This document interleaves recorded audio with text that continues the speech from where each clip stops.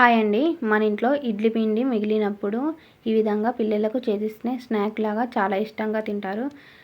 ఇడ్లీ పిండిలో కట్ చేసుకున్న ఆనియన్స్, కల్యమాకు వేసుకొని కలుపుకోవాలి. అందులో కొంచెం క్రష్ చేసిన జీలకర్ర కూడా వేసుకోవాలి. కావాలంటే మీరు క్యారెట్ తురుము కూడా వేసుకోవచ్చు. ఏమీ వేయకుండా ఒక ఆనియన్స్, కల్యమాకు, జీలకర్రతోటే టేస్ట్ బాగుంటుంది ఈ స్నాక్.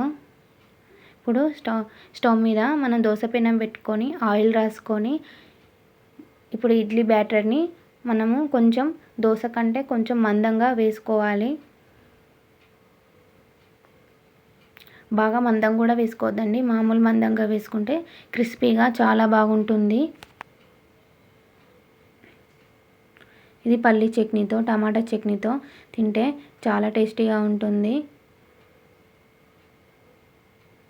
ఈ విధంగా మనము దోశలాగా వేసుకున్న తర్వాత సిమ్లో పెట్టి మూత పెట్టుకొని ఒక 10 మినిట్స్ ఉంచితే మనకు తయారవుతుందండి ఈ స్నాక్. పిల్లలైతే చాలా ఇష్టంగా తింటారు. పిల్లలేమో కానీ మన పెద్దలం కూడా చాలా ఇష్టంగా తింటాము. నేనైతే ఎక్కువ శాతం ఇడ్లీ పిండి మిగిలిపోయినా ఇలానే చేసుకొని తింటా. చాలా టేస్టీగా ఉంటుంది. ఒకసారి మీరు కూడా ట్రై చేయండి.